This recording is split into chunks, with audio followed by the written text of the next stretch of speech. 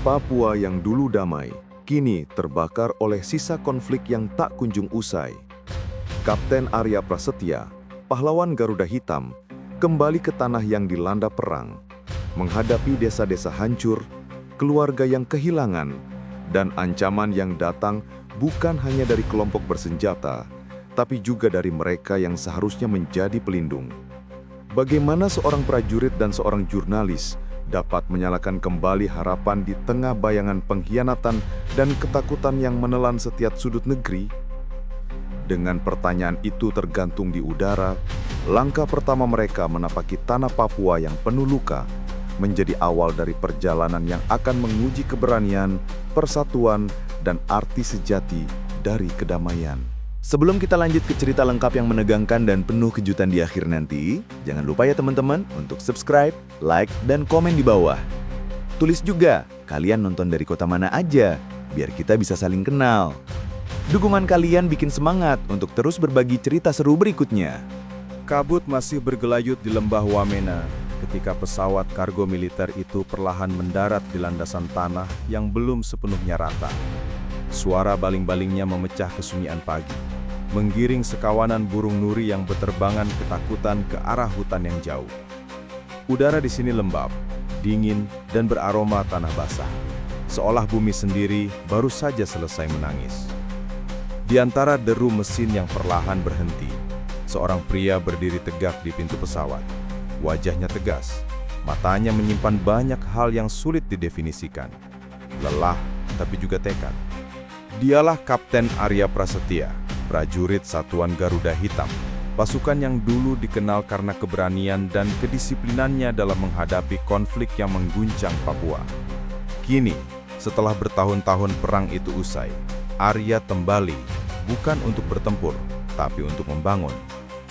Di belakangnya, seorang perempuan muda turun dengan hati-hati, menenteng kamera dan ransel besar. Rambutnya diikat sederhana, wajahnya tegas, tapi matanya penuh rasa ingin tahu. Laras, seorang jurnalis dari Jakarta, datang bersama rombongan kecil itu untuk mendokumentasikan program rekonstruksi di Papua pasca konflik. Namun jauh di dalam hatinya, Laras punya misi pribadi. Ia ingin menulis kisah yang lebih besar dari sekedar laporan. Kisah tentang kemanusiaan yang tetap hidup di tengah puing dan debu. Ketika kaki Arya menyentuh tanah Wamena, ia terdiam. Ia memejamkan mata. Angin pagi menerpa wajahnya. Dalam benaknya, suara-suara masa lalu berputar kembali. Teriakan di medan perang, suara tembakan, dan tangisan warga yang kehilangan rumah. Ia menelan napas panjang. Tanah ini belum selesai denganku, bisiknya lirih. Sersan Bimo, prajurit setianya sejak dulu, menepuk bahunya pelan. Siap, Kapten. Semua peralatan sudah aman. Warga setempat sudah menunggu di pos lama. Arya hanya mengangguk. Ia tak banyak bicara, tapi setiap gesturnya mengandung arti. Di kejauhan tampak rumah-rumah kayu berdiri setengah roboh, bekas terbakar, sebagian sudah mulai diperbaiki dengan papan baru. Anak-anak berlari tanpa alas kaki di antara puing, tertawa dalam polosnya, seolah tak tahu bahwa tanah tempat mereka berpijak pernah menjadi saksi darah dan api. Laras menatap pemandangan itu melalui viewfinder kameranya. Tangannya sempat bergetar. Indah tapi menyakitkan, gumamnya. Arya mendengar, tapi tak menanggapi. Ia tahu bagi orang luar seperti Laras, Papua mungkin tampak eksotis dan tragis di saat bersamaan. Namun bagi Arya, tanah ini bukan sekedar latar berita. Ini adalah luka yang belum sembuh. Mereka berjalan menuju pos utama, yang dulu merupakan markas kecil saat konflik masih berkecamuk. Kini bangunan itu menjadi pusat koordinasi pembangunan. Di dindingnya masih ada bekas peluru. Di halaman, beberapa warga tampak mengangkat bahan bangunan, dibantu para prajurit Garuda Hitam. Tersenyum kecil, Arya menyapa seorang tetua kampung. "Selamat pagi, Bapak Lukas. Masih ingat saya?" Orang tua itu menatapnya lama, lalu tersenyum memperlihatkan giginya yang tinggal separuh. "Ah, Kapten Arya, orang yang selamatkan anakku dulu waktu perang. Saya ingat baik-baik." Mereka berpelukan. Sebuah pelukan yang sederhana tapi hangat, tak perlu banyak kata.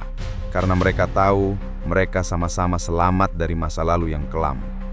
Laras memotret momen itu, lalu mencatat sesuatu di buku kecilnya. Di halamannya tertulis, kebaikan bisa tumbuh bahkan di tanah yang pernah dipenuhi darah. Siang menjelang, suhu naik cepat. Debu menempel di seragam para prajurit. Mereka membangun kembali jembatan kayu yang menghubungkan dua sisi sungai kecil, akses utama ke desa. Laras ikut membantu mengangkat papan. Meski tubuhnya tak terbiasa, ia tertawa kecil saat terpeleset sedikit di lumpur dan Arya dengan refleks menangkap tangannya. "Jangan terlalu memaksakan diri, Bu Jurnalis," katanya datar. "Namaku Laras, dan saya tidak suka hanya menonton." Arya menatapnya sejenak, lalu mengangguk pelan. "Baik, tapi hati-hati. Di sini tanahnya lembut, tapi bisa menelan siapa saja." Kalimat itu terdengar aneh di telinga Laras. Ia mengira itu cuma leconan, tapi sorot mata Arya membuatnya berpikir sebaliknya. Saat sore turun, langit Papua memerah. Anak-anak duduk di tepi sungai, menonton prajurit bekerja. Mereka bernyanyi pelan dalam bahasa daerah. Lagu itu sederhana, tentang matahari dan tanah air. Tapi setiap nadanya terasa seperti doa. Laras merekamnya, lalu menoleh ke Arya. "Kapten, mereka masih punya semangat meski kehilangan segalanya." Arya menjawab lirih, "Itulah kekuatan mereka. Kita datang membawa bantuan, tapi merekalah yang membawa harapan." Malam datang cepat di Wamena. Udara turun dingin. Di pos utama, lampu-lampu minyak dinyalakan. Prajurit makan dengan cepat, lalu beristirahat. Namun Arya sendirian duduk di luar menatap langit yang dipenuhi bintang.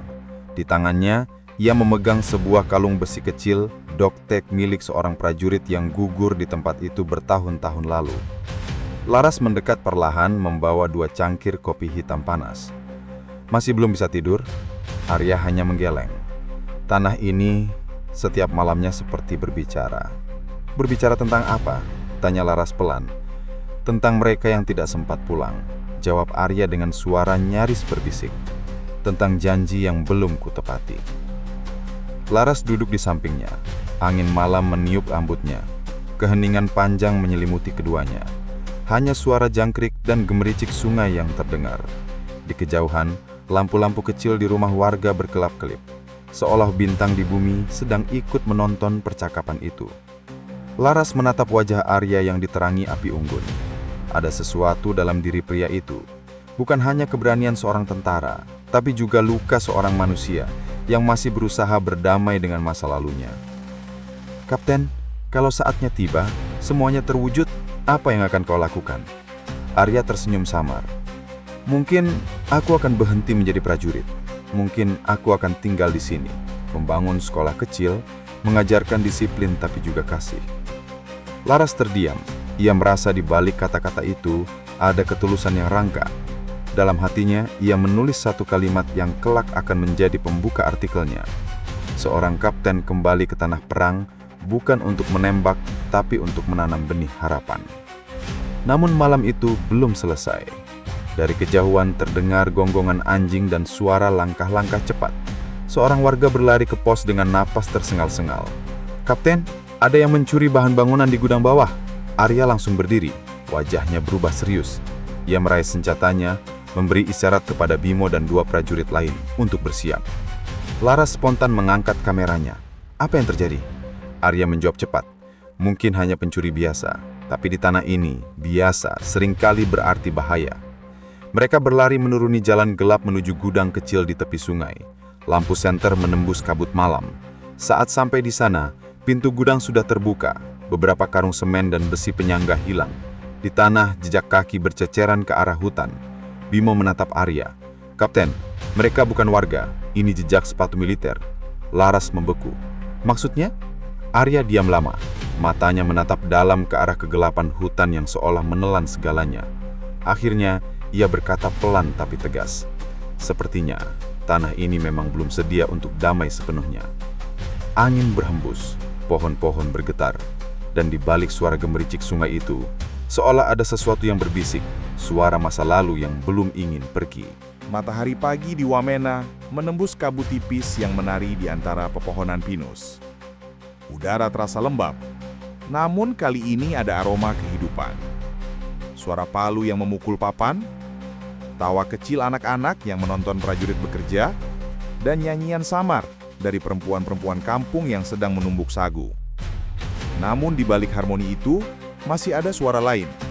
Suara yang lebih halus, nyaris tak terdengar, tapi menghantui siapapun yang peka. Suara luka yang belum sembuh. Kapten Arya berdiri di depan reruntuhan sekolah tua yang terbakar dalam perang. Di tangannya, sehelai papan bertuliskan nama sekolah itu dulu, Harapan Baru. Tulisan itu nyaris pudar, sebagian hangus di ujungnya. Ia mengusap debunya perlahan. Harapan Baru, gumamnya lirih, ironis. Tapi kita akan bangun lagi. Laras, dengan kamera di leher dan buku catatan di tangan, menghampiri perlahan. Kau benar-benar percaya bisa membangunnya kembali? Tanyanya lembut. Arya menatapnya sejenak. Aku tidak datang untuk percaya, Laras. Aku datang untuk memastikan. Nada suaranya tenang, tapi mengandung beban yang berat. Hari itu adalah hari pertama mereka memulai pembangunan sekolah darurat. Para prajurit Garuda Hitam dan warga kampung bekerja berdampingan. Di sisi lain, Laras mulai melakukan wawancara dengan warga untuk tulisannya. Ia berbicara dengan Mama Lela, seorang perempuan parubaya yang kehilangan suami dan 2 anaknya dalam perang. Wajahnya penuh garis usia, tapi matanya bening, jujur. Saya senang tentara datang bantu, ucap Mama Lela lirih. Tapi, banyak orang di kampung sebelah belum percaya. Mereka bilang, nanti tentara pergi, kita ditinggal lagi. Seperti dulu. Laras berhenti menulis. Kata-kata itu menancap di dadanya. Kenapa mereka masih takut? Tanya Laras. Mama Lela menatap jauh ke gunung yang dikelilingi kabut. Karena luka tidak sembuh hanya dengan semen dan batu, nak. Luka sembuh kalau ada keadilan. Kalimat itu membuat Laras menunduk. Ia sadar, apa yang mereka bangun di sini bukan hanya bangunan, tapi kepercayaan. Dan kepercayaan dalam sejarah Papua adalah hal yang paling mahal. Sore menjelang. Langit berubah oranye, lalu merah tua. Arya duduk di tangga pos, memeriksa daftar kebutuhan bahan bangunan. Sersan Bimo melaporkan bahwa beberapa karung semen belum datang dari Timika. Transportnya tertunda, Kapten. Katanya ada masalah izin lewat. Arya mengangguk. Kita cari solusi lokal dulu. Gunakan bahan dari sekitar. Jangan berhenti bekerja. Ia tahu, setiap hari berhenti berarti kehilangan 1 hari harapan bagi warga. Laras menghampiri sambil membawa 2 botol air mineral. Kau tidak makan siang, katanya sambil menyodorkan 1 botol. Arya tersenyum kecil. Sudah biasa. Laras duduk di sebelahnya. Aku tadi berbicara dengan warga. Mereka bilang masih ada kelompok yang menolak pembangunan ini. Arya menatapnya sejenak. Ya, kami menyebutnya bayangan hitam. Mereka bukan separatis penuh, tapi orang-orang yang kehilangan arah setelah perang. Tidak percaya siapapun, tidak percaya perdamaian. Dan kau percaya mereka akan berubah? Arya terdiam lama. Semua orang bisa berubah, kecuali yang hatinya sudah mati. Laras tidak menjawab. Angin sore meniup rambutnya, membuat sebagian helai menempel di wajahnya. Ia mengusapnya sambil menatap jauh ke lembah. Dari kejauhan, ia melihat anak-anak berlari mengejar bola plastik yang dibuat dari sampar bekas. Mereka tertawa. Ia tersenyum pelan. Tapi mereka belum mati, Kapten. Anak-anak itu, mereka masih percaya. Arya menatap arah yang sama. Ya, karena mereka belum tahu apa itu kehilangan. Malam hari, Laras duduk di tenda medianya, menulis di laptop kecil. Lampu minyak menyala redup. Di luar, suara serangga mengisi udara. Tulisannya berbunyi, di Wamena, setiap batu yang diangkat mengandung cerita. Setiap senyum adalah perjuangan, dan setiap luka adalah kenangan yang enggan pergi. Kapten Arya Prasetya tidak banyak bicara, tapi setiap tindakannya adalah doa yang berjalan di atas tanah yang pernah berdarah. Ia berhenti menulis. Matanya lelah, tapi pikirannya berputar cepat. Ada sesuatu yang ia rasakan sejak tiba di sini. seolah ada rahasia besar yang belum diungkapkan siapapun. Saat ia menutup laptopnya, angin malam berhembus kencang membuat tenda bergetar. Ia menghela nafas dan menatap keluar. Bulan separuh menggantung di langit. Namun di jauhan, di balik pohon-pohon besar, ia melihat kilatan cahaya, seperti pantulan dari kaca lensa atau teropong. Laras tertegun. Ia menajamkan pandangannya. Tidak ada suara, tapi kilatan itu muncul lagi, 2 kali, lalu hilang. Ia berdiri, mendekati pintu tenda. "Halo, siapa di sana?" Tak ada jawaban. Hanya suara daun berdesir dan lolongan anjing dari kampung sebelah. Ia menelan ludah. Hatinya berdegup cepat. Tapi akhirnya ia menutup tenda lagi, mencoba menenangkan diri. Mungkin cuma pantulan lampu, bisiknya walau nada suaranya goyah. Keesokan harinya, suasana sedikit tegang. 2 karung semen hilang dari gudang baru. Tidak banyak, tapi cukup membuat para prajurit curiga. Bimo melaporkan dengan wajah gelisah. "Kami sudah periksa jejaknya, Kapten, tapi aneh. Jejaknya berhenti di dekat sungai, lalu hilang begitu saja." Arya mengkerutkan dening. "Kau pikir ini kerja warga?" Bimo menggeleng. "Tidak, warga tidak tahu cara sembunyikan jejak seperti ini. Terlalu rapi." Arya terdiam. Ia menatap sekitar. Pagi itu terasa berbeda. Angin membawa aroma asing. Aroma ketegangan yang belum punya bentuk. Laras mendekat, masih memegang kameranya. "Ada masalah?" jawab Arya singkat. Laras menatapnya, menunggu. Tapi Arya hanya menambahkan, "Kau tetap fokus dengan liputanmu. Jangan keluar sendirian malam-malam." Nada suaranya keras, tapi Laras tahu, di balik ketegasan itu ada kekhawatiran. Ia mengangguk. "Baik, Kapten." Namun malam berikutnya, rasa penasarannya menuntunnya lagi. Ia mendengar suara langkah di luar tendanya. Perlahan ia membuka sedikit tirai. Terlihat 2 prajurit berjalan tergesa ke arah hutan belakang pos, tanpa lampu, tanpa bicara. Laras mengikuti dari kejauhan. Langit gelap tanpa bulan. Di jauhan, terlihat percikan api kecil, seperti rokok yang dibuang. Ia bersembunyi di balik batang pohon, menahan napas. Dari tempatnya ia mendengar samar-samar percakapan. "Jangan sampai Kapten tahu." "Sudah. Besok malam barang datang lagi. Setelah itu kita kirim ke mereka." Suara itu jelas berasal dari 2 prajurit Garuda Hitam. Laras membeku. "Barang? Ke siapa?" Ia ingin mendekat, tapi ranting di bawah kakinya patah. Krak. Kedua prajurit langsung menoleh. "Siapa di situ?" Laras panik. Ia menunduk, berlari secepat mungkin kembali ke arah tenda. Nafasnya memburu, jantungnya berdentam di dadanya. Ketika sampai di tenda, ia langsung menutupnya rapat-rapat. Malam itu, ia tidak bisa tidur. Kata-kata mereka terus berputar di kepalanya. Barang datang lagi, kirim ke mereka. Siapa mereka? Apakah ini yang disebut bayangan hitam? Ataukah sesuatu yang lebih dalam? Pengkhianatan dari dalam sendiri? Pagi berikutnya, Laras menatap Kapten Arya yang sedang memimpin apel pagi. Wajahnya keras, tapi di balik tatapan itu ia melihat manusia yang benar-benar berjuang menjaga ketenangan timnya. Namun sekarang, Laras membawa beban baru, rahasia yang bisa mengguncangkan segalanya. Ia ingin memberitahu Arya, tapi bagian dalam dirinya berkata, belum sampai ia tahu siapa yang benar-benar bisa dipercaya di antara semua ini.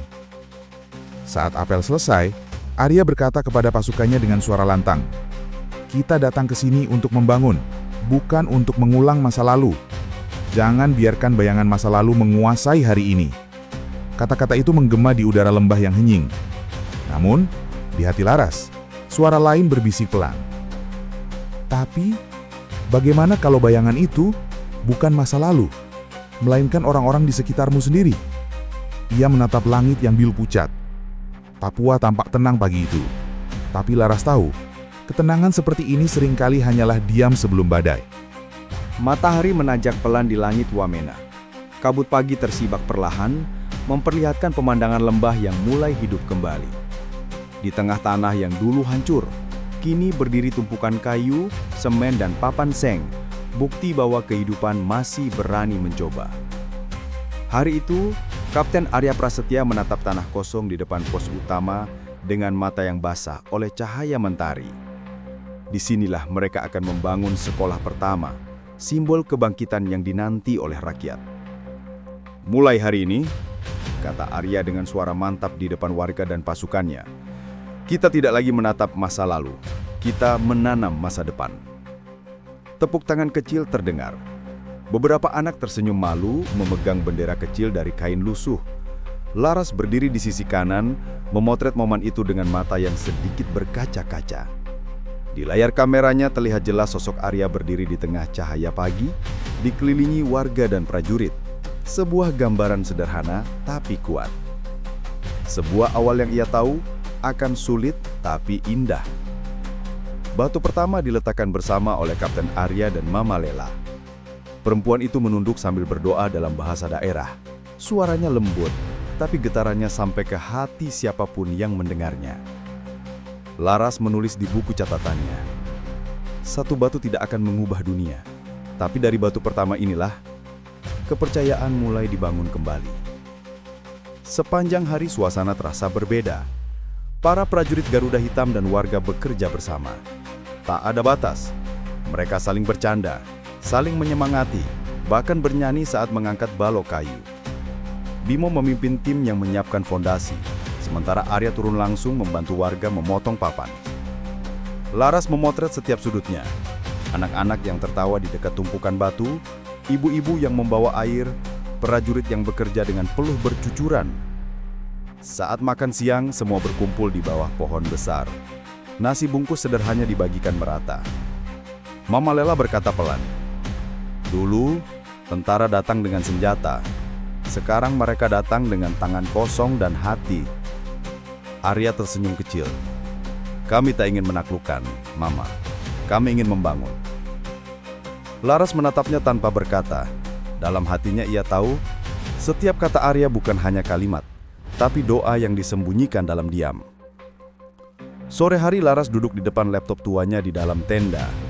Angin lembah meniup lembut tirai tenda, membawa aroma tanah dan kayu basah. Ia menulis dengan cepat, tanpa henti. Kata-katanya mengalir seolah berasal dari hatinya langsung. Papua tidak hanya butuh pembangunan fisik, ia juga butuh suara, pengakuan dan kasih. Di tengah lembah Wamena, seorang prajurit bernama Kapten Arya Prasetya memimpin rekonstruksi bukan dengan kekuatan senjata, tapi dengan ketulusan. Warga menyebutnya batu pertama di tengah luka, karena di tanah yang retak, harapan kembali bertunas. Ia menatap hasil tulisannya dengan dada berdebar. Ada getaran emosi di setiap kalimat. Lalu dengan sedikit ragu, ia mengirim artikel itu ke redaksi pusat. Judulnya, Papua Tersenyum Lagi. Beberapa hari kemudian, kabar datang lewat radio satelit kecil di pos utama. Suara penyiar dari Jakarta terdengar antusias. Artikel jurnalis kita, Laras Ayuning Tias, berjudul Papua Tersenyum Lagi, kini menjadi topik hangat nasional. Banyak pihak memberikan dukungan untuk program rekonstruksi di Wamena. Para prajurit bersorak kecil, warga ikut bersukacita. Bahkan anak-anak berlari sambil membawa bendera kecil dari plastik bekas. Laras tersenyum malu. Ia tidak menyangka tulisannya bisa mengguncang sejauh itu. Namun, di antara keramaian itu, Arya hanya berdiri diam. Ia menatap layar radio lalu berkata pelan, "Semoga senyum itu tidak cepat hilang." Laras mendengar. Ia menatapnya, bingung. "Maksudmu, Kapten?" Arya menjawab lirih. "Kadang, saat semua orang bersorak, justru itulah saat bahaya mulai datang." Kata-kata itu terngiang lama di kepala Laras. Tapi ia mencoba menepisnya. Hari itu begitu indah, tak mungkin ada yang buruk terjadi. Malam tidak. Udara lembah menjadi dingin menggigit. Sebagian prajurit masih bekerja lembur menusun bata di fondasi sekolah. Sebagian lagi berjaga di sekitar pos. Laras duduk di luar tendanya menatap bintang-bintang yang berkilau di langit hitam. Ia mendengar suara tawa dari arah dapur umum, suara gitar dari salah seorang prajurit dan nyanyian lembut seorang warga yang mendendangkan lagu daerah. Hatinya hangat. Untuk pertama kalinya sejak datang ke Papua, ia merasa damai. Tapi, kedamaian itu hanya bertahan sebentar.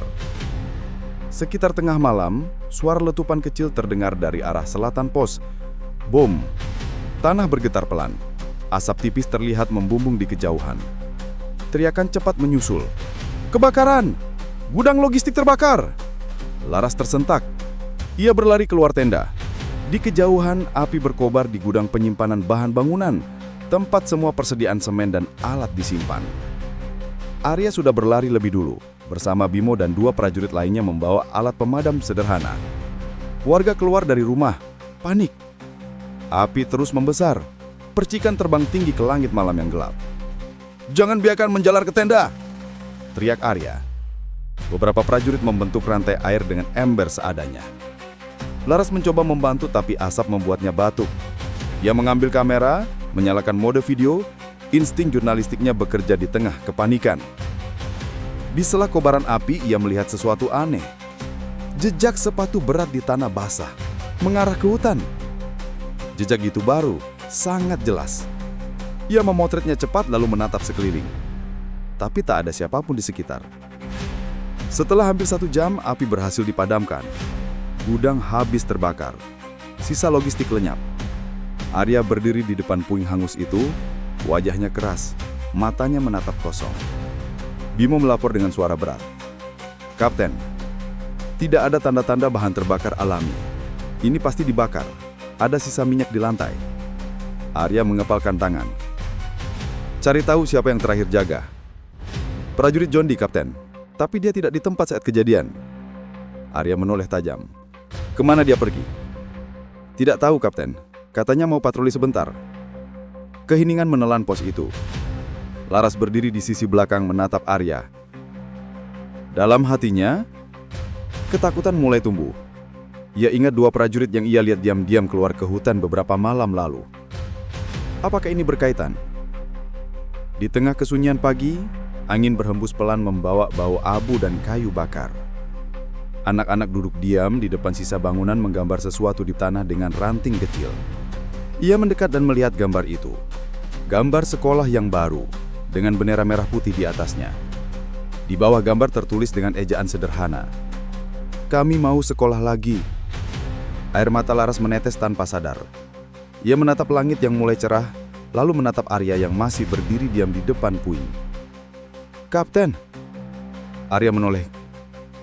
"Kalau mereka masih bisa bermimpi, maka kita tidak boleh menyerah dong," katanya dengan suara serak. Arya menatapnya lama, lalu tersenyum tipis. "Iya, tapi kali ini kita harus bangun bukan hanya sekolah, Laras. Kita harus bangun kepercayaan yang baru." Dan dalam hatinya, ia tahu pembangunan baru saja dimulai, tapi bayangan lama sudah mulai bergerak. Pagi di Wamena terasa sunyi. Burung-burung yang biasanya ramai di pepohonan seolah ikut bungkam setelah malam yang mengerikan. Sisa puing gudang logistik masih mengepulkan asap tipis. Bau kayu terbakar bercampur dengan bau minyak solar yang menyengat. Tak ada tawa anak-anak pagi itu. Hanya tatapan kosong dan langkah berat prajurit yang berjalan tanpa banyak bicara. Kapten Arya Prasetya berdiri di depan pos utama dengan mata sayu. Tangan kirinya memegang helm tempur, sementara tangan kanannya menggenggam laporan dari bawahannya. "Tidak ada tanda-tanda perlawanan dari luar," kata Bimo dengan suara pelan. "Tidak ada peluru, tidak ada jejak kendaraan, tapi ada jejak sepatu yang menuju ke arah hutan utara." Arya menatapnya tajam. "Sepatu model militer?" Bimo mengangguk pelan. "Iya, Kapten. Dan hanya tim kita yang punya sepatu model itu." Keheningan panjang menyusul. Angin lembah bertiup kencang, membuat bendera merah putih di depan pos berkibar keras, seperti berusaha memberi tanda bahaya yang tak terlihat. Laras memperhatikan dari jauh. Ia duduk di kursi kayu dekat tenda media, menatap layar kameranya yang berisi puluhan foto. Api yang membakar gudang, wajah-wajah panik, dan jejak sepatu di tanah basah yang sempat ia potret malam itu. Ia tahu sesuatu sedang disembunyikan, dan entah mengapa hatinya mulai takut bukan pada musuh di luar, tapi pada orang-orang yang berdiri di sekitar api unggun mereka sendiri. Siang harinya, tim Garuda Hitam menggelar rapat darurat. Meja panjang dari papan kasar dikelilingi para prajurit inti. Laras diundang sebagai saksi, karena ia salah satu yang pertama melihat kebakaran itu. Di tengah ruangan yang panas, Arya membuka pertemuan dengan suara tegas namun dalam. Kita di sini bukan untuk mencari kambing hitam, tapi untuk mencari kebenaran. Tatapannya menyapu satu persatu wajah anak buahnya. Siapapun yang tahu sesuatu, sekecil apapun, bicaralah sekarang. Hening. Hanya suara angin dan gesekan kursi. Bimo menunduk, menatap meja. Bimo? Kapten, saya sudah periksa daftar piket. Prajurit Jodi memang tercatat jaga di jam 23 malam. Tapi saat kami cari, dia tenda kosong. Baru muncul setelah api padam.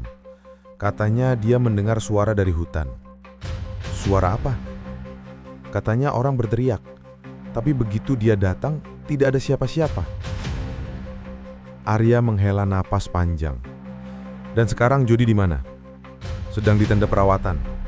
Kakinya tergores parah oleh duri hutan. Arya menatap keluar jendela kecil, pos ke arah hutan lebat di utara. Di balik daun-daun hijau itu, ia tahu kebenaran sedang bersembunyi. Sore menjelang, hujan turun tipis-tipis membasahi tanah lembah yang retak.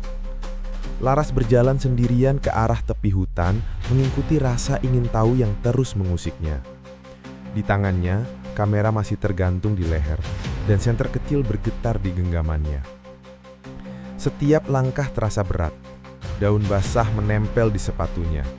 Tapi ia terus berjalan, mengikuti jejak sepatu yang sempat ia potret malam itu. Jejak itu kini sudah mulai samar, sebagian tertutup lumpur. Tapi arah pijakannya jelas, menuju ke arah batu besar di antara semak belukar. Saat ia mendekat, ia melihat sesuatu. Sebuah potongan kain sobek dengan emblem kecil berbentuk Garuda Hitam. Logo pasukan Arya. Di bawahnya ada sisa minyak dan bekas korek api yang sudah mati. Laras menelan ludah. Tuhan, ini bukan serangan dari luar. Tiba-tiba, suara ranting patah terdengar dari belakang. Laras membalik cepat. Senter menyorot. Tapi tak ada siapa-siapa. Hanya bayangan pepohonan bergoyang. Namun di antara suara hujan, ia mendengar langkah kaki berat menjauh. Laras berlari kembali ke pos. Napasnya memburu, kamera bergetar di tangannya. Malam itu, Arya duduk sendirian di ruang komandannya. Di mejanya, tergelar peta Wamena dengan tanda-tanda merah di beberapa titik rawan. Ia menatap peta itu lama, lalu membuka buku kecil berisi catatan pribadinya. Daftar nama prajurit yang ia percaya sepenuhnya. Nama Jodi terkoret dengan tinta merah. "Kenapa kau harus mengkhianati sumpahmu, nak?" bisiknya lirih. Laras masuk perlahan membawa hasil temuannya. Wajahnya tegang, napasnya masih belum teratur. Ia meletakkan potongan kain dan foto jejak sepatu di meja. "Kapten, saya menemukannya di tepi hutan utara. Ada simbol pasukan kita di situ, dan ada sisa bahan bakar." Arya menatap barang-barang itu tanpa berkedip. "Laras, kau sadar apa artinya ini?" Laras mengangguk pelan. "Iya, ada yang membakar gudang itu dari dalam, bukan musuh dari luar." Ruangan itu mendadak terasa dingin. Hujan di luar semakin deras, mengetuk-ngetuk atap tenda seperti irama ketegangan. Arya menatap Laras lama, lalu berkata lirih namun tegas. "Kalau benar begitu, berarti kita sedang dikhianati oleh darah kita sendiri." Keesokan harinya, penyelidikan dimulai. Arya memerintahkan semua prajurit tidak meninggalkan pos. Ia meminta satu persatu memberikan laporan tertulis tentang keberadaan mereka malam kebakaran. Laras diminta membantu mengarsipkan data, sekaligus menulis laporan khusus untuk pusat. Namun kali ini bukan untuk diterbitkan, melainkan untuk keamanan.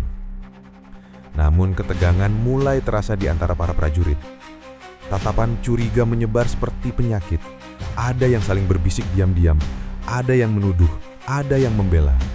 Persaudaraan yang dulu hangat mulai terasa dingin dan penuh jarak. Di tengah suasana itu, Jody akhirnya dipanggil ke ruang kapten. Ia masuk dengan langkah tertatih, kaki kanannya dibalut berban. Wajahnya pucat, tapi matanya tajam. Arya berdiri di depannya, bersilang tangan. "Jody, katakan yang sebenarnya. Apa yang kau lakukan malam itu?" Jody menunduk sejenak. "Saya mendengar suara kapten, suara perempuan. Saya pikir warga meminta tolong. Saya pergi ke hutan tapi tidak ada siapa-siapa." Arya menatapnya tak berkedip. "Dan kenapa ada bekas minyak di dekat pos penjagaanmu?" Jody terdiam. Keringat dingin mulai mengalir di pelipisnya. "Saya tidak tahu." "Tidak tahu atau tidak mau tahu?" tekan Arya. "Saya tidak membakar gudang itu," bentak Jody tiba-tiba. Suaranya gemetar. "Saya setia, Kapten. Saya sudah berjuang di bawah komando Anda selama 3 tahun." Arya menatapnya dalam. Suaranya kemudian melembut namun menusuk. "Aku ingin percaya, Jody. Tapi sekarang, terlalu banyak kebetulan yang tak bisa dijelaskan." Jody menatapnya dengan mata berkaca-kaca. "Saya bukan pengkhianat, Kapten. Tapi, hati-hati. Ada orang yang lebih tinggi dari saya, yang tak ingin sekolah itu berdiri." Arya tersentak. "Apa maksudmu?" Namun Jody hanya menunduk. "Saya tidak bisa berbicara, Kapten.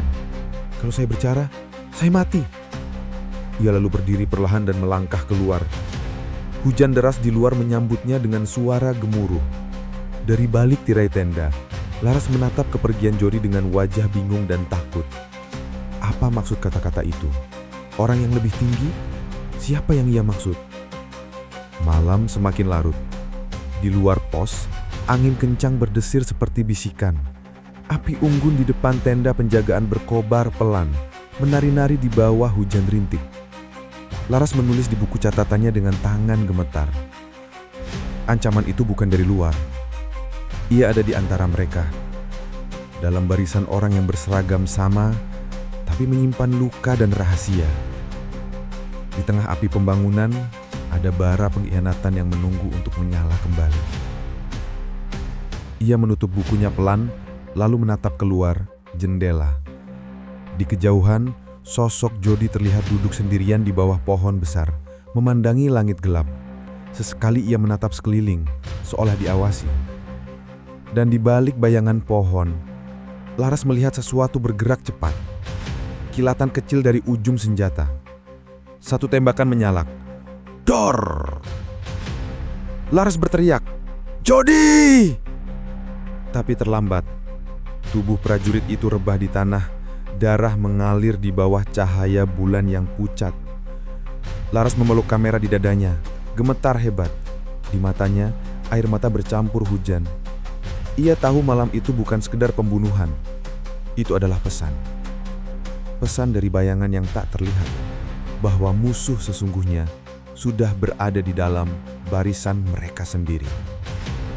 Hujan berhenti menjelang fajar.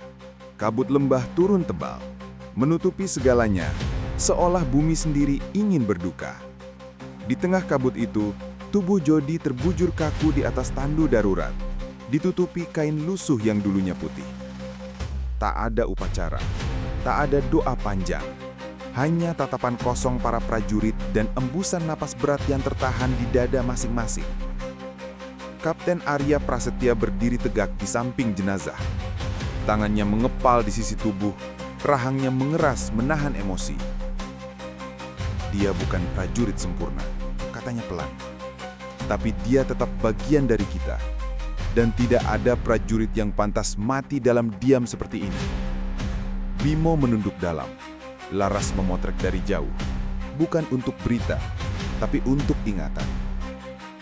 Ia ingin dunia tahu, di lembah yang jauh dari sorotan kamera besar, ada nyawa yang padam demi sesuatu yang belum sempat dijelaskan. Namun di balik keheningan itu ada rasa aneh di dada Arya. Rasa bersalah, campur curiga, campur dendam. Ia tahu kematian Jody bukan kecelakaan. Itu peringatan. Dan peringatan itu diarahkan padanya. Setelah pemakaman sederhana, Arya memanggil Laras dan Bimo ke tenda komando. Udara di dalam terasa dingin meski siang sudah tinggi. Di meja, terbentang peta besar wilayah Wamena dan jalur-jalur logistik mereka yang kini lumpuh karena gudang terbakar. Bimo, suara Arya datar tapi tegas. Aku ingin kau selidiki siapa yang bertanggung jawab atas pengiriman logistik ke sini. Siapapun yang berwenang menandatangani surat perintah terakhir sebelum gudang itu terbakar. Siap, Kapten. Jawab Bimo, meski sorot matanya ragu. Tapi kalau sumbernya dari pusat, mungkin kita butuh waktu atau izin khusus. Arya menatapnya lama. Kalau begitu, anggap aku sudah memberi izin. Bimo mengangguk, lalu pergi membawa beberapa dokumen. Laras menatap Arya yang masih berdiri kaku di depan peta. Kapten, katanya pelan. Kau pikir ini ulah orang dalam, bukan sekedar oknum? Arya menghela napas panjang. Aku sudah lama curiga Laras. Sejak pertama kali kami ditugaskan ke sini, aku tahu ada yang aneh. Beberapa laporan misi kita selalu tertunda di pusat. Bantuan datang terlambat, informasi bocor sebelum sampai. Sekarang gudang terbakar, dan prajurit yang mungkin tahu sesuatu tewas sebelum sempat bicara. Ia menatap Laras dalam-dalam. Kau jurnalis, kau tahu apa artinya itu? Laras menelan ludah. Ada yang ingin menghentikan semua ini. Mungkin karena pembangunan sekolah itu bukan sekedar proyek, tapi simbol. Arya mengangguk-angguk. Ya, simbol persatuan. Dan simbol itu menakutkan bagi mereka yang hidup dari perpecahan. Sore hari, Laras duduk di luar tenda menatap kabut yang turun lagi dari pegunungan. Udara lembab dan sunyi, di pangkuannya buku catatan terbuka berisi tulisan tangan yang bergetar. Kematian Jody hanyalah permulaan. Ada suara lain di balik kabut. Suara yang tak terlihat, tapi terasa menekan. Mereka tidak ingin kedamaian di sini. Mereka ingin Papua tetap luka. Ia menutup buku itu pelan, lalu menatap ke arah jalan setapak menuju desa. Di kejauhan terlihat Mama Lela berjalan membawa sekeranjang ubi dan daun-daunan. Laras segera berdiri menyambutnya. Mama, apakah kau tahu sesuatu tentang malam kebakaran itu? Tanya Laras hati-hati. Mama Lela berhenti sebentar, menatap ke arah bukit yang diselimuti kabut. Anak, di tengah ini, kebenaran seringkali bersembunyi seperti matahari di balik awan. Kadang yang terlihat baik justru yang paling berbahaya. Laras menatapnya bingung. Maksud Mama? Perempuan tua itu menghela napas. Ada orang-orang yang datang ke sini sebelum pasukanmu, membawa janji, membawa uang, tapi bukan cinta untuk tanah ini. Mereka ingin tambang dibuka lagi, ingin hutan dibakar, ingin rakyat dijual dengan janji palsu. Sekarang, ketika kalian datang membangun sekolah, mereka takut, karena jika anak-anak di sini bisa membaca dan berpikir, maka mereka tidak bisa lagi ditipu. Laras terdiam. Kata-kata Mama Lela seperti petir yang menghantam pikirannya. Jadi inikah akar dari semua? Bukan sekedar kebencian, tapi kepentingan. Malam menjelang, di pos utama, Bimo datang tergesa membawa selembar surat. Napasnya terengah-engah. Kapten, ini laporan dari pusat logistik, katanya. Meletakkan surat itu di meja Arya. Surat pengiriman terakhir ditandatangani oleh seseorang bernama Kolonel Wiratma. Tapi anehnya, nama itu tidak tercatat dalam daftar personel aktif sejak 1 tahun lalu. Arya menatap surat itu, matanya menyipit. Kolonel Wiratma. Ia menatap Laras. Aku kenal nama itu. Laras menegakkan tubuh. Siapa dia? Arya Sida duduk, membuka laci dan mengeluarkan map hitam berdebu. Di dalamnya ada foto-foto lama dari misi mereka beberapa tahun lalu. Dalam satu foto, tampak Arya berdiri di samping seorang pria berpangkat kolonel dengan senyum lebar dan mata tajam. Dia orang yang karismatik, tapi juga berbahaya. Ia percaya bahwa kedamaian hanya bisa dibangun lewat ketakutan. Ia sering bilang, rakyat akan tunduk kalau mereka tahu siapa yang berkuasa. Laras menatap foto itu lama. Kalau begitu, dia mungkin masih berkuasa, hanya dari balik bayangan. Arya mengangguk perlahan. Dan dia tahu, akulah satu-satunya yang bisa menghentikan cara lamanya. Malam semakin larut. Laras duduk di depan laptopnya, menulis artikel baru yang tidak akan ia kirim. Ia menulis bukan untuk publikasi, tapi untuk melawan rasa takut. Kadang musuh tidak datang dengan peluru. Dia datang dengan senyum, dengan jabatan, dengan tanda tangan di atas kertas. Dia mengendalikan dari jauh, tapi dampaknya menghancurkan dari dekat. Kini, perang di Papua bukan lagi tentang senjata, tapi tentang siapa yang berani mengatakan kebenaran. Ia berhenti sejenak, lalu menatap foto Arya yang sedang membantu anak-anak membangun kembali dinding sekolah.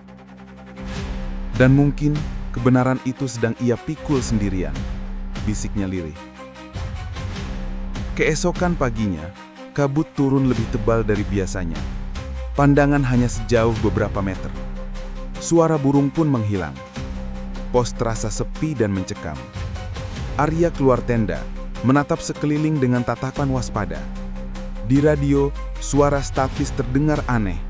Seperti ada seseorang yang mencoba mengirim pesan. Garuda Hitam, dengar, jangan lanjutkan pembangunan kalian dalam bahaya. Suara itu putus-putus, serak dan sulit dikenali. Tapi Arya tahu suara itu. Ia menegang. Bimo, perbesar frekuensi. Suara itu terdengar lagi, kali ini lebih jelas. Ini Letnan Randy dari Pos Barat. Kami diserang orang tak dikenal. Bukan warga. Mereka berpakaian seperti kita. Klik. Siaran berputus. Arya memandang Laras yang berdiri di belakangnya. Wajahnya pucat. Kapten, dia bilang berpakaian seperti kita. Arya mengangguk perlahan. Ya, mereka bukan musuh dari luar. Mereka bayangan dari dalam. Ia memegang senjatanya erat. Dan kabut ini bukan sekedar kabut alam. Ini tirai yang menutupi wajah pengkhianatan. Laras menatap keluar, ke arah hutan yang tenggelam dalam kabut putih pekat. Hatinya berdebar keras. Ia tahu, apapun yang terjadi selanjutnya, mereka sudah tidak lagi berjuang membangun sekolah. Mereka sedang bertarung mempertahankan harapan dari kehancuran yang disembunyikan dalam seragam yang sama. Dan dari kejauhan, samar-samar, terdengar suara langkah berat mendekat. Langkah dari orang-orang yang datang tanpa nama, tanpa wajah, tapi membawa kehancuran di balik kabut. Kabut masih belum terangkat dari lembah Wamena ketika suara tembakan pertama pecah di udara. Dor! Suara itu menggema di antara pepohonan, menembus keheningan pagi yang dingin. Burung-burung beterbangan panik. Suara anak-anak yang sedang membantu membangun sekolah berubah jadi jeritan. Semua berlindung! Teriak Kapten Arya Prasetya sambil menarik Laras ke belakang dinding karung pasir. Peluru berterbangan dari arah utara, dari balik kabut yang menutup pandangan. Namun yang membuat Arya terpaku bukan hanya arah serangan, tapi cara mereka menembak. Disiplin, terlatih, terkoordinasi.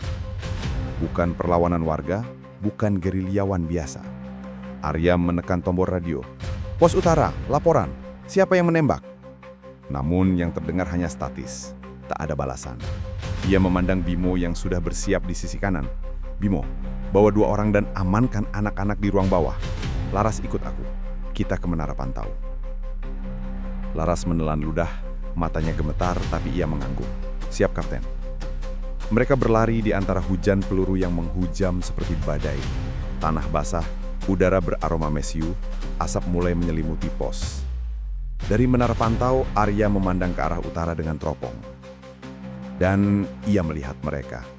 Belasan sosok berseragam loreng, lengkap dengan helm dan senjata serbu. Tapi ada yang janggal. Tidak ada tanda unit di seragam mereka. Wajah mereka ditutupi kain hitam. Dan salah satu dari mereka membawa bendera Garuda Hitam. Tidak mungkin. Gumam Arya pelan. Laras di sampingnya ikut menatap lewat kamera, merekam semuanya. Mereka pakai seragam kita, Kapten. Mereka berpura-pura jadi pasukan Garuda Hitam. Arya menurunkan teropongnya perlahan. Tidak, Laras. Mereka bukan berpura-pura. Mereka bekas Garuda Hitam. Pertempuran berlangsung sengit selama lebih dari 1 jam. Setiap kali kabut menipis, peluru berdesing kembali, memaksa mereka bersembunyi. Bimo berhasil membawa anak-anak dan warga ke ruang bawah sekolah yang masih setengah jadi. Beberapa prajurit terluka, tapi tetap bertahan. Arya menatap jam tangan tak berfungsi di pergelangan kirinya. Kita butuh bantuan udara, sekarang juga. Namun, radio tetap diam. Sinyal mereka terputus. Di sela-sela letupan tembakan, Laras menunduk menulis cepat di bukunya. Ia tahu momen ini berharga, bukan untuk berita, tapi untuk sejarah. Namun tiba-tiba, sebuah peluru menghantam tiang dekat kepalanya. Brang! Kayu pecah berhamburan. Arya spontan menarik Laras jatuh ke tanah. "Jangan menulis dulu, fokus bertahan hidup," bentaknya. Laras menggigit bibir, matanya berkaca-kaca tapi ia mengangguk. "Baik, Kapten. Tapi kalau aku mati di sini, pastikan kebenaran tetap hidup." Arya menatapnya tajam. "Tidak akan ada yang mati hari ini, selama aku masih berdiri." Setelah hampir 2 jam baku tembak, suara peluru mulai mereda. Kabut perlahan menipis, memperlihatkan sisa pertempuran yang kacau. 2 prajurit tewas, 4 luka berat. Pos utama berlubang di beberapa sisi. Sekolah hancur separuh. Tapi musuh menghilang, seolah ditelan hutan. "Kapten," Bimo melapor dengan wajah kusam. "Kami temukan 1 jasad musuh di belakang perbukitan. Tapi, lihat ini." Ia menyerahkan kartu identitas yang ditemukan di dada musuh itu. Arya menatapnya. Kartu itu berlogo militer, tapi yang membuatnya terdiam adalah nama yang tertulis di bawahnya. Letnan Randi Sagara, prajurit yang tadi pagi sempat memanggil lewat radio sebelum diserang. Laras menatap Arya dengan wajah pucat. "Itu dia, Kapten, yang kita dengar suaranya tadi." Arya meremas kartu itu kuat-kuat. Mereka bunuh Randi, lalu ambil identitasnya untuk menyusup. Ini bukan sekedar penyerangan, ini operasi pembersihan. Bimo menatap Arya. "Operasi pembersihan? Siapa yang berani memerintahkan itu?" Arya menatap ke tanah, lalu ke arah hutan. Suaranya berat dan rendah. "Kolonel Wiratma." Malam menjelang cepat, api unggun kecil menyala di tengah tenda. Sekedar penghangat bagi prajurit yang berjaga. Laras duduk di dekat pintu menatap foto lama yang diberikan Arya sore tadi. Foto pasukan Garuda Hitam masih lengkap dengan Kolonel Wiratma berdiri di tengah. "Kapten, kenapa dia melakukan ini? Kenapa menyerang pasukannya sendiri?" Arya menatap api, wajahnya kaku. Karena dia tidak percaya pada perubahan. Bagi dia, Papua harus tetap kacau agar ada alasan bagi kekuasaan untuk tetap turun tangan. Kalau daerah ini damai, mereka kehilangan kendali. Laras menggigit bibir. "Jadi, ini semua tentang kekuasaan." Arya mengangguk. Kekuasaan dan rasa takut. Mereka takut melihat rakyat bisa berdiri sendiri tanpa senjata, tanpa penjaga. Mereka takut kehilangan pengaruh. Suara langkah kaki mendekat dari luar. Bimo masuk membawa radio portable yang berasap. "Kapten, saya berhasil menangkap sinyal pendek dari markas Jayapura." Arya menatapnya cepat. "Putar!" Suara berderak terdengar, lalu muncul suara serak dari seberang. "Garuda Hitam, Pos Wamena, hentikan semua aktivitas pembangunan. Ini perintah langsung dari Kolonel Wiratma." Semua terdiam. Laras menatap Arya dengan napas tersekat. Dia masih hidup. Arya berdiri, wajahnya gelap. Dan dia masih berkuasa. Malam itu Arya tidak bisa tidur. Ia duduk sendirian di luar tenda, menatap langit Papua yang perlahan cerah di antara sisa kabut. Suara jangkrik dan desir angin hutan jadi satu-satunya teman. Laras mendekat perlahan membawa 2 gelas kopi hitam. Masih berpikir? Tanyanya lembut. Arya tersenyum tipis. Aku sedang mengingat masa lalu. Saat pertama kali datang ke sini, aku percaya pada kata-kata Wiratma. Dia bilang, Papua harus dijaga dengan ketekasan, bukan kelembutan. Aku muda waktu itu, Laras. Aku percaya. Tapi sekarang aku tahu, yang dibutuhkan bukan ketegasan, tapi keberanian untuk percaya. Laras menatapnya dalam. Keberanian untuk percaya pada siapa? Arya menatap lembah yang jauh di bawah. Pada rakyatnya sendiri, pada anak-anak yang ingin sekolah, pada orang-orang seperti Mama Lela yang masih mau tersenyum meskipun kehilangan segalanya. Itulah benteng sesungguhnya, Laras. Bukan senjata, bukan tembok, tapi kepercayaan. Ia berhenti sejenak, lalu menatap Laras dengan tatapan tajam. Tapi untuk mempertahankan kepercayaan itu, kita harus menghadapi mereka, Kolonel Wiratma dan pasukan bayangannya. Dan kali ini, kita tidak akan bertahan, kita akan menyerang. Laras menatapnya lekat, suaranya bergetar. Kapten, ini berarti perang saudara. Arya menatap lurus ke depan. Kalau demi kebenaran, maka biarlah sejarah mencatatnya begitu. Pagi berikutnya, pos Garuda Hitam mulai bersiap. Prajurit yang tersisa membersihkan senjata, memeriksa logistik, dan memperbaiki menara pantau yang rusak. Laras menulis cepat di buku catatannya. Di halaman terakhir, ia menulis, "Hari ini Kapten Arya memutuskan sesuatu yang akan mengubah segalanya. Mereka tidak lagi bertahan, mereka akan melawan bayangan mereka sendiri. Dan di antara kabut Papua, peperangan baru dimulai. Bukan antara manusia dan musuh, tapi antara kebenaran dan ketakutan." Di luar, matahari mulai menembus lembah, mencairkan kabut sedikit demi sedikit. Tapi di mata Arya, kabut lain baru saja turun. Kabut dari hati manusia yang tak bisa ditebak. Ia menatap bendera merah putih yang koyak tertiup angin. Ini tanah kita, dan aku tidak akan biarkan siapapun menginjaknya lagi, bahkan kalau yang datang adalah orang yang dulu aku panggil komandan. Fajar baru saja menyentuh pucuk-pucuk pinus di lembah Wamena ketika Kapten Arya memerintahkan pasukannya bersiap. Langit merah muda yang biasanya menenangkan, pagi itu tampak dingin dan muram. Burung-burung tidak bernyanyi. Suara yang terdengar hanyalah gesekan peluru di magazin. Klik-klik senjata yang diperiksa dengan tangan gemetar namun penuh tekad. Target kita jelas, kata Arya dengan nada tegas, menatap semua anak buahnya. Markas bayangan mereka di perbukitan Kimbeli. Dari sana, mereka mengatur serangan dan sabotase terhadap pembangunan. Kita temukan mereka, dan kita hentikan semua ini sebelum lebih banyak darah tumpah. Bimo berdiri di sampingnya dengan wajah tegang. Kapten, kalau benar ini operasi internal, berarti kita akan melawan sesama seragam. Itu artinya kita dianggap pengkhianat. Arya menatapnya tajam. Kalau membela rakyat disebut pengkhianatan, maka biarlah aku jadi pengkhianat. Kalimat itu menggantung di udara, berat, tapi justru membakar semangat semua yang mendengarnya. Laras yang berdiri tak jauh di belakang, merekam semuanya dalam diam.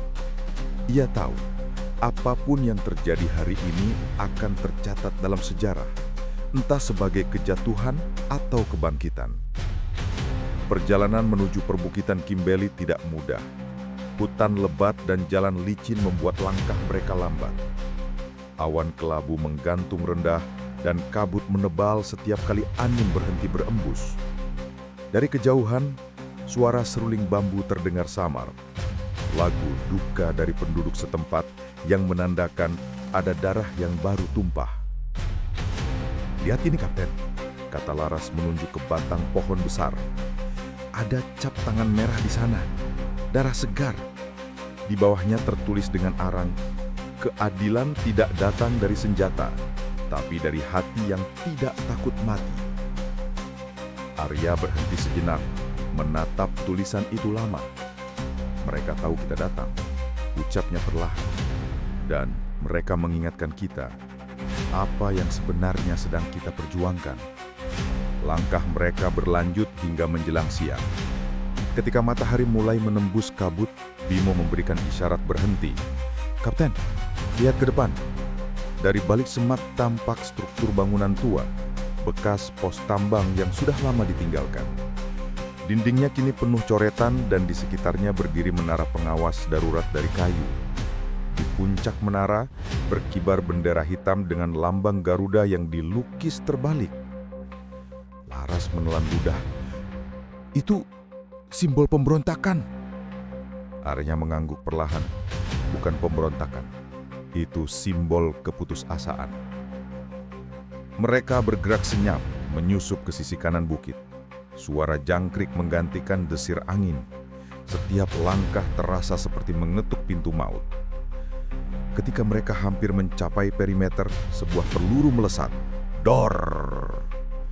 Bimo jatuh, bahunya tergores. "Mereka sudah tahu kita di sini." Tembakan balasan segera menghujani udara. Ledakan kecil mengguncang tanah. Arya menunduk di balik batu besar, lalu memberi aba-aba. "Tim 1, maju kiri. Tim 2, tahan di belakang. Laras, tetap di sini." "Tapi, Kapten..." "Tidak ada tapi. Ini bukan tempat untuk jurnalis. Justru karena aku jurnalis, aku harus lihat semuanya. Kalau dunia tidak tahu apa yang terjadi di sini, semua pengorbananmu sia-sia." Arya menatapnya lama, lalu mengangguk. "Baik, tapi tetap di belakang." Mereka bergerak cepat, merunduk, melompat dari batu ke batu. Tembakan semakin rapat. Suara dentum granat memecah udara, membuat tanah berguncang. Namun di sela-sela kekacauan itu, Arya mendengar suara lain, lirih tapi jelas. "Arya, berhenti!" Ia menoleh ke arah sumber suara itu dan matanya membesar. Dari balik asap muncul sosok yang tak asing. Seragam loreng, pangkat kolonel, wajah keras dengan mata tajam. Kolonel Wiratma. Arya menegakkan tubuhnya perlahan.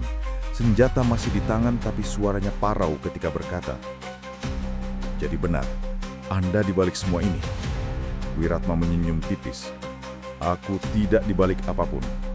Aku menjaga negeri ini dari orang-orang seperti kau yang terlalu percaya pada impian kosong." "Impian kosong?" Arya membentak. "Kau menghancurkan sekolah, menembaki rakyat, membunuh prajuritmu sendiri. Apa itu yang kau sebut menjaga negeri?" Wiratma mendekat perlahan. "Arya, kau tidak paham. Papua tidak butuh damai. Damai hanya akan membuat mereka berani menuntut lebih. Dan ketika mereka menuntut lebih, pusat kehilangan kuasa. Aku tak akan biarkan itu terjadi." Laras menatapnya dengan wajah ngeri. Kau mengorbankan nyawa manusia demi kekuasaan?" Wiratma menoleh kepadanya. Matanya dingin seperti batu. "Kekuasaan bukan soal ingin atau tidak, Nak. Ini tentang kendali. Tanpa kendali, dunia ini hancur. Dan kadang, seseorang harus menjadi monster agar tatanan tetap hidup." Arya mengangkat senjatanya. "Kalau begitu, biarkan monster itu mati malam ini." Wiratma tersenyum. "Beraninya kau menodong komandan sendiri?" Arya menatapnya tanpa gentar. "Komandanku sudah mati waktu kau mulai menembaki anak-anak tak bersalah." Tiba-tiba, suara tembakan terdengar lagi. Bukan dari Arya, tapi dari sisi kiri. Bimo yang terluka menembak salah satu pengawal Wiratma, membuat situasi kacau. Dalam sekejap, tembak menembak pecah kembali. Arya menyerit Laras ke balik batu. Peluru menembus udara di atas kepala mereka. Laras gemetar. "Kapten, kita dikepung." Arya mengintip dari balik sela batu. Tidak, mereka yang dikepung. Ia mengeluarkan peluit kecil dan meniupnya keras. Dari balik mendala, suara balasan terdengar. Pasukan lokal yang sebelumnya diselamatkan Arya, para mantan warga desa yang kini bersenjata ringan, muncul dari berbagai arah. Mereka tidak punya banyak peluru, tapi punya keberanian yang jauh lebih besar. "Sekarang Laras," ucap Arya sambil bangkit. "Inilah saatnya rakyat berdiri." Pertempuran berlangsung cepat, brutal dan tanpa jeda.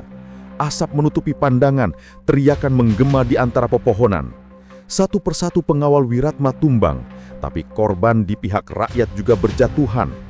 Darah mengalir di tanah yang dulu disebut tanah damai. Ketika suara tembakan terakhir berhenti, Wiratma sudah berlutut di tanah, tangannya berlumuran darah.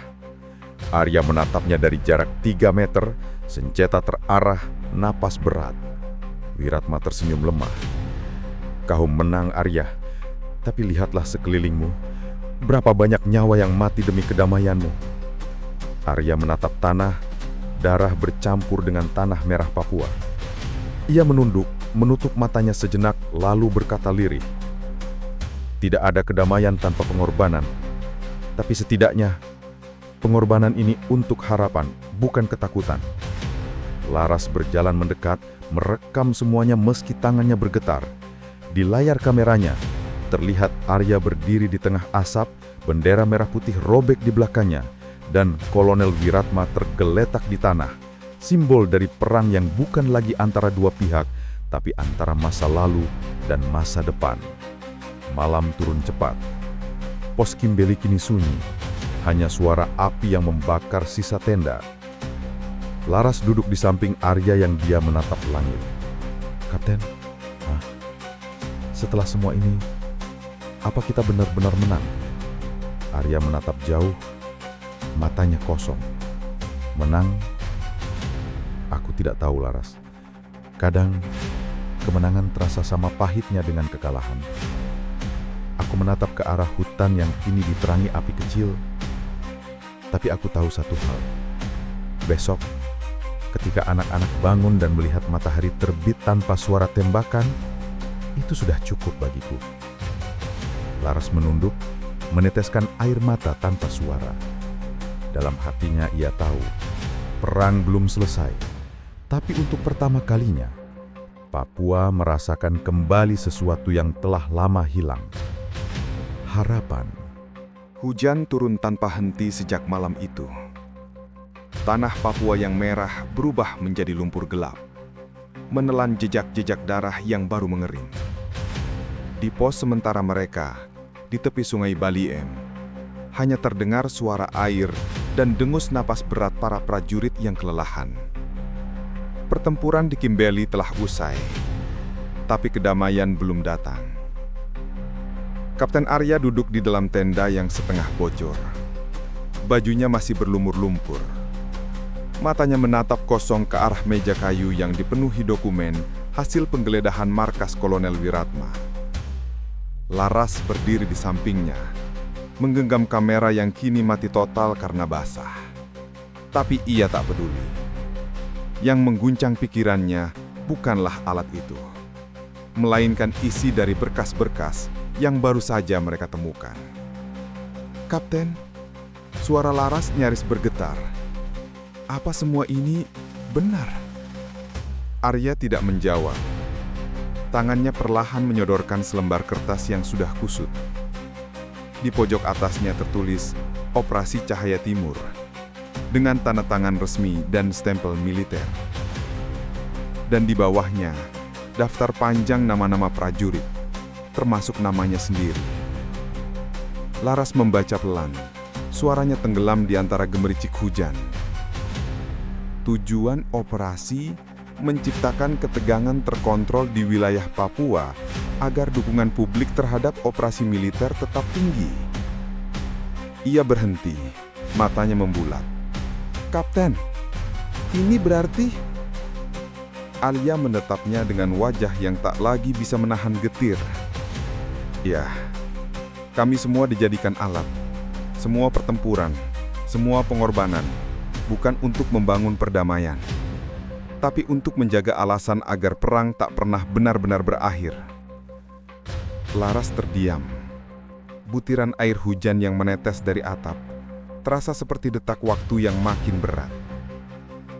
Jadi, Kolonel Wiratma menjalankan perintah. Arya mengangguk. Dia bukan dalang, hanya pelaksana. Dalangnya ada di atas sana, di meja-meja rapat yang tidak pernah kotor oleh lumpur atau darah. Ia berdiri, memandangi luar tenda.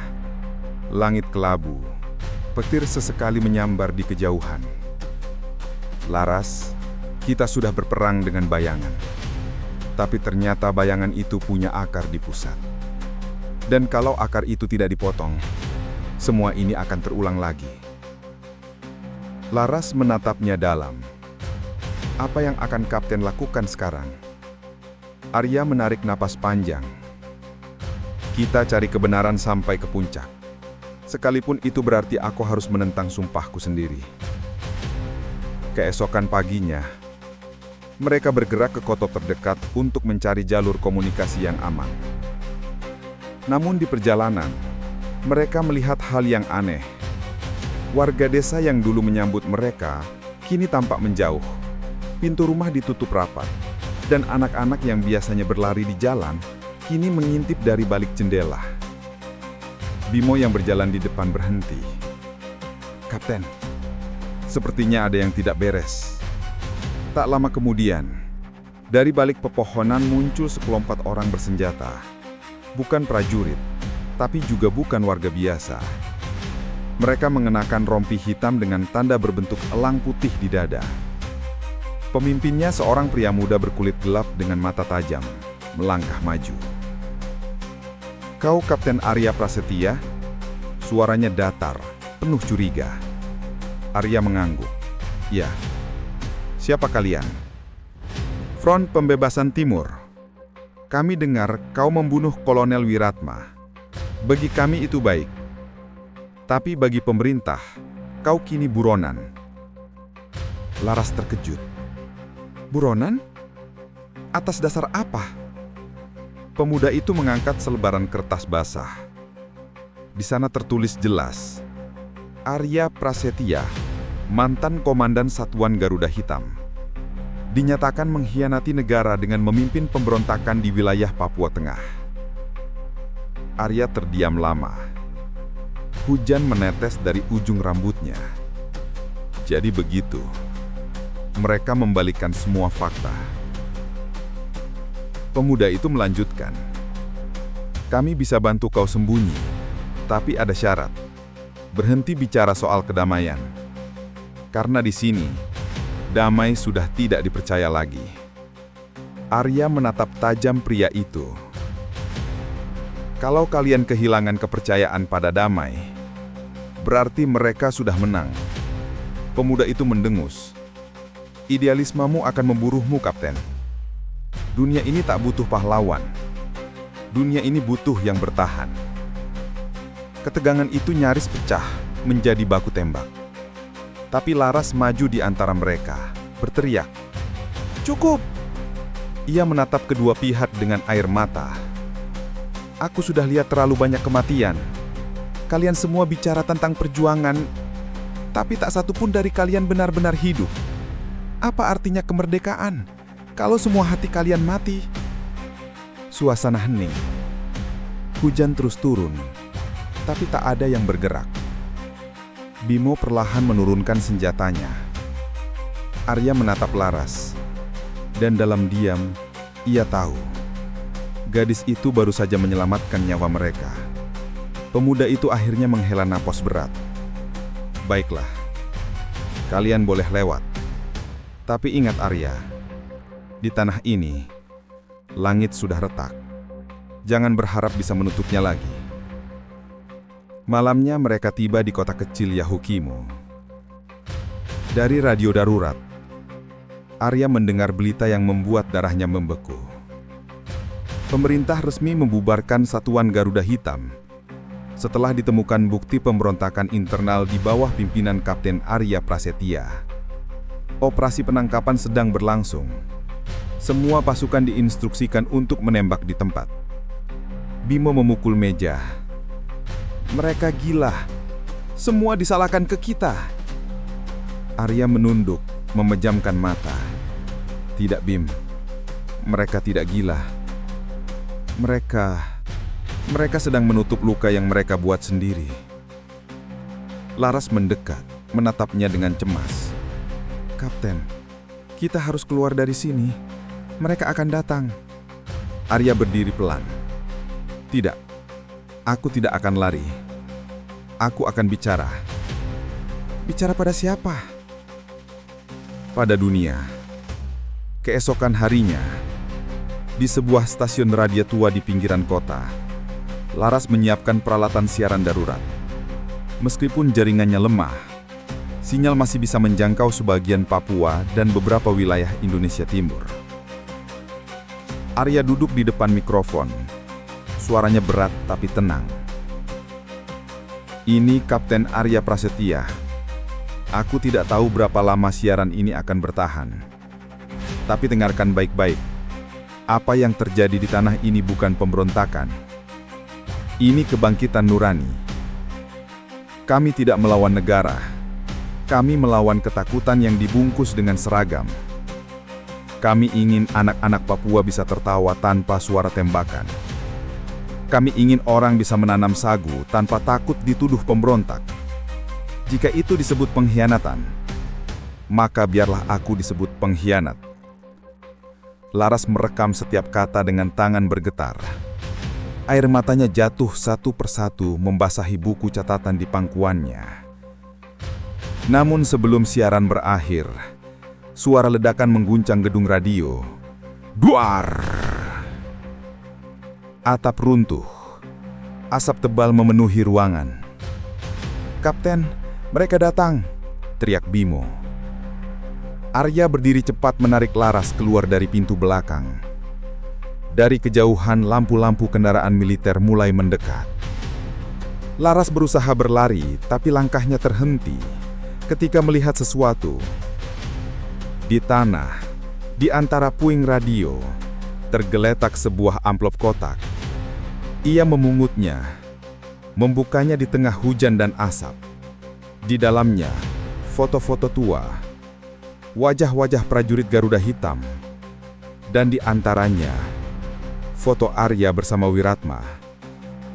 Tersenyum, berdiri di depan papan bertuliskan, Operasi Cahaya Timur, Tim Awal Pengendalian Papua, dipimpin oleh Arya Prasetya. Laras menatapnya tak percaya. "Kapten, ini Anda ikut mendirikan operasi itu?" Arya terdiam. Petir menyambar di langit. Tatapan matanya kosong, antara malu, sedih, dan hancur.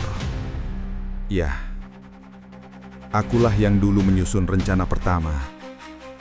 Aku tidak tahu bahwa rencana itu akan berubah menjadi mesin pembunuh. Aku pikir aku sedang menjaga kedamaian." Laras mundur selangkah. Air matanya jatuh deras. "Jadi selama ini, Anda juga bagian dari semua kebohongan itu?"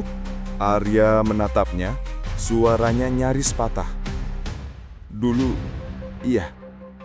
Tapi sekarang aku sedang menebusnya. Aku ingin memperbaikinya, Laras. Percayalah." Namun sebelum kata-katanya selesai, suara tembakan memecah udara. Dor! Arya terdorong ke belakang. Darah mengalir dari bahunya. Bimo berteriak, "Kapten!" sambil menariknya ke balik batu. Laras berlutut di sampingnya, menahan luka dengan tangan gemetar. Arya menatapnya lemah. "Laras, jangan biarkan mereka menulis sejarah sesuka mereka. Tulis semuanya, apa adanya." Laras menangis keras. "Jangan bicara! Aku akan selamatkan Kapten!" Arya tersenyum samar di tengah hujan. "Tidak perlu selamatkan aku. Selamatkan kebenarannya." Suara helikopter mendekat. Kilatan cahaya menyinari mereka dari atas. Laras menatap langit yang hitam dan bergemuruh. Langit itu seperti retak, seolah ikut menangis atas darah dan kebenaran yang tumpah di bawahnya. Kabut pagi turun begitu tebal, seolah langit berduka. Sisa asap dari pembakaran gudang beberapa hari lalu masih beraroma getir. Di setiap sudut Wamena, yang tersisa hanyalah puing, debu, dan keheningan yang memotong napas siapapun yang lewat. Namun di tengah sunyi itu, ada sesuatu yang mulai hidup perlahan. Suara anak-anak yang tertawa di kejauhan. Kapten Arya berdiri di depan sisa pondasi jembatan yang separuh roboh. Seragamnya sudah tak lagi sebersih dulu. Lengan bajunya robek di bagian kanan dan ada bekas darah kering di pergelangan tangannya. Tapi di matanya, tak ada lagi ketakutan, hanya keteguhan dan sedikit kelelahan yang disembunyikan di balik tatapannya yang dalam. Laras berdiri di sebelahnya, memegang kamera tua yang kini rusak sebagian. Lensa depannya retak, tapi ia tetap menentengnya kemanapun pergi. Sepertinya dunia harus tahu semuanya, Kapten, ucapnya pelan, memecah diam yang menggantung di udara. Arya menatapnya sebentar. Dunia tahu atau tidak, kita tetap harus melanjutkan. Kalau berhenti sekarang, semua pengorbanan tak ada artinya. Suara burung-burung di kejauhan mulai terdengar. Di antara pepohonan, muncul rombongan warga. Lelaki dan perempuan, tua dan muda, membawa peralatan seadanya. Cangkul, ember, potongan kayu, bahkan kaleng bekas cat. Mereka berjalan menuju jembatan yang rusak itu. Tak ada yang memerintah, tak ada perintah militer. Mereka datang karena merasa harus. Seorang lelaki tua dengan rambut putih yang diikat kain merah menghampiri Arya. Ia tersenyum dengan gigi yang tinggal separuh. Kami tidak mau menunggu lagi, nak. Kami akan bangun ini bersama kalian. Arya sempat terdiam, matanya bergetar. Tapi bahan bangunan belum datang, Bapak. Jalan logistik masih ditutup. Lelaki tua itu menggeleng lembut. Kalau kita menunggu, anak-anak takkan bisa sekolah. Kami punya bambu, punya tangan, punya hati. Itu cukup. Laras hampir menetikan air mata mendengar kalimat itu. Ia menyalakan kameranya meski rusak dan merekam semua yang terjadi. Anak-anak ikut membantu memungut batu. Perempuan menanak nasi di bawah pohon, sementara para pria mulai mengikat bambu menjadi tiang penyangga. Tak ada yang memerintah, tak ada perintah militer. Mereka datang karena merasa harus.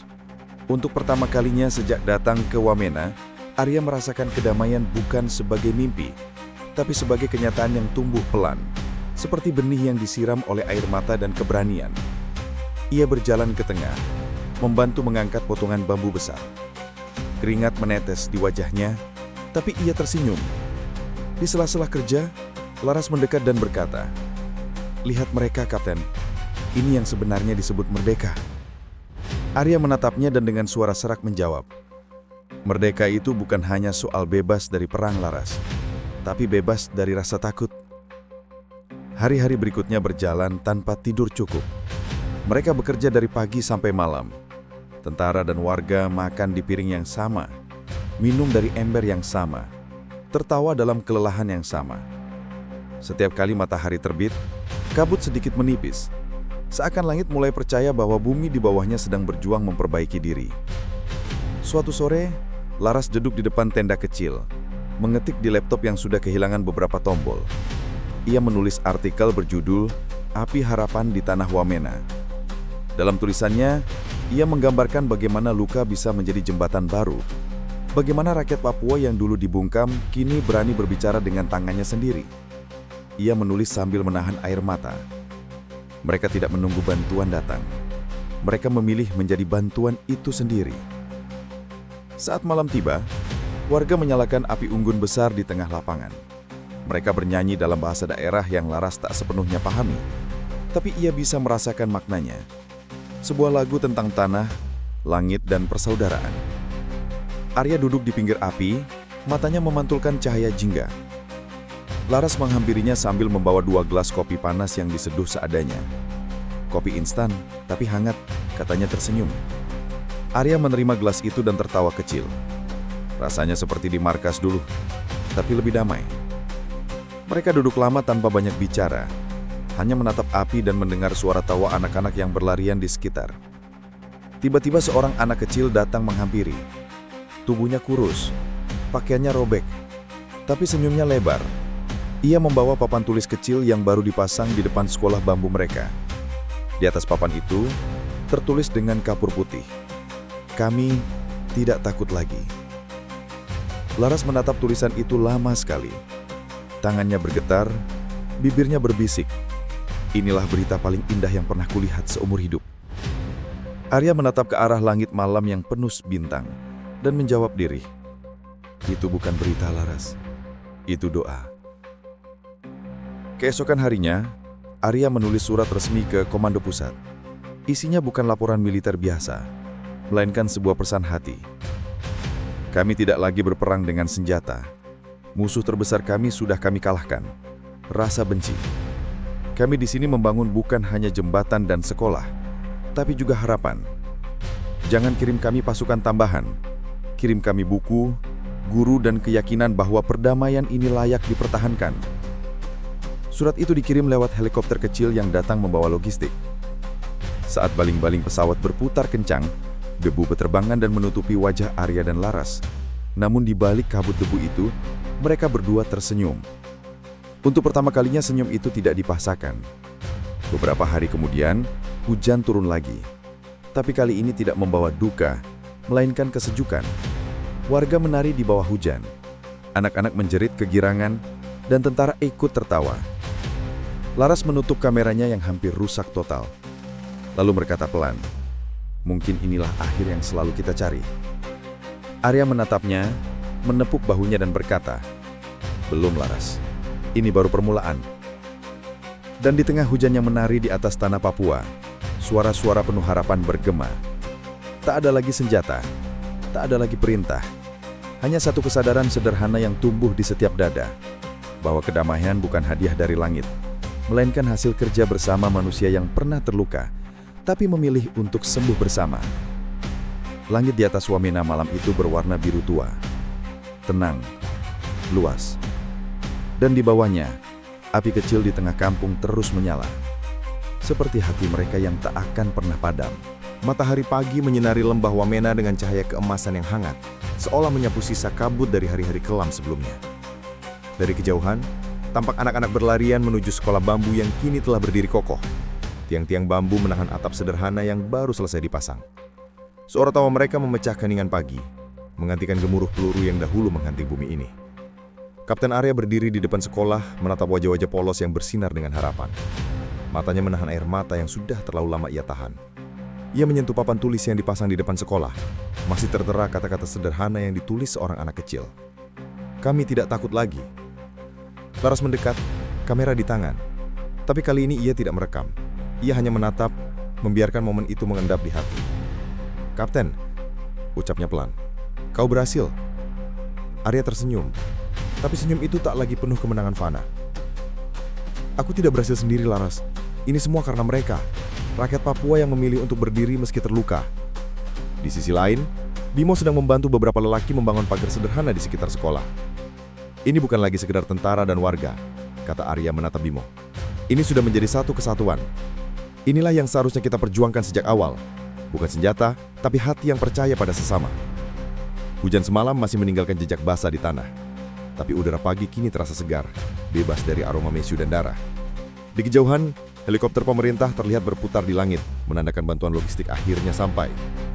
Buku, alat tulis, dan makanan dikirim untuk mendukung pembangunan sekolah dan desa. Arya menunduk sejenak menatap tanah merah yang kini mulai ditumbuhi tanaman baru. Ini yang dinamakan kesempatan kedua, gumamnya. Di tengah lapangan penduduk berkumpul. Seorang perempuan tua, Mama Lela, mendekat dengan wajah berseri. "Kapten," ucapnya lembut, "kami tidak punya banyak, tapi kami punya hati. Terima kasih karena kau memilih berdiri bersama kami, bukan di atas kami." Arya mengungguk hormat. "Kalian yang mengajariku arti keberanian yang sesungguhnya, Bu. Bukan senjata, bukan perintah, tapi keberanian untuk percaya." Laras menatap Arya, kemudian menatap warga yang mulai menanam pohon di sekitar sekolah. Ia tahu, momen ini bukan sekedar akhir perang, ini adalah awal yang baru. Dalam hatinya, ia menulis satu kalimat yang akan menjadi catatan terakhirnya. Di bumi yang pernah ditakuti oleh suara senjata, kini tumbuh tawa. Di tanah yang pernah tercekik ketakutan, kini berdiri harapan. Dan bagi mereka yang pernah terluka, ada kesempatan untuk sembuh. Papua tidak lagi retak, ia mulai bersinar. Saat matahari naik lebih tinggi, cahaya keemasan menimpa wajah Arya dan Laras. Mereka berjalan di antara anak-anak yang berlarian, sesekali menolong menanam pohon atau mengangkat batu. Di langit, burung-burung berterbangan bebas, seolah merayakan kedamaian yang baru lahir. Arya berhenti di tengah lapangan menatap panorama lembah yang kini penuh warna. Hijau pepohonan, merah tanah basah, biru langit, dan senyum warga yang tak ternilai. Ini baru permulaan. katanya pelan pada Laras. Laras menyenyum, menepuk bahunya. Aku percaya, Kapten. Dan dunia akan tahu. Sementara itu, di sebuah rumah kayu tua, seorang pria yang dulu mengatur operasi gelap melihat berita di televisi. Matanya menatap layar kosong, wajahnya tegang. Ia tidak berkata apa-apa, hanya menatap. Dan untuk pertama kalinya, ia merasakan sesuatu yang tak bisa dibeli dengan senjata atau kekuasaan. Rasa bersalah. Di luar, anak-anak membentuk lingkaran, menari dan bernyanyi. Api unggun kecil yang mereka buat semalam tetap menyala, simbol dari hati yang tak padam. Arya menatap Laras, lalu memandang langit luas di atas Papua. Langit itu biru, bersih dan damai. Matahari bersinar terang, menyingkirkan semua bayangan lama. Dan di antara semua itu, satu keyakinan muncul. Bahwa selama manusia mau berdiri bersama, selama hati mau percaya, Papua akan selalu punya harapan. Dan setiap langkah mereka adalah cahaya baru bagi generasi yang akan datang.